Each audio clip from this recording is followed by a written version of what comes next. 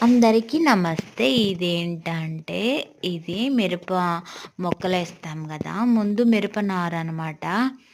నారుని ఇలా నాటుతారు. ఒక్కొక్క ఇత్తనం నాటితే ఇలా నారొచ్చిద్దనమాట. ఇంకా ఇవి ఇలా నారు నాటి ఇది ఎదిగినాక మొక్కలేస్తారనమాట.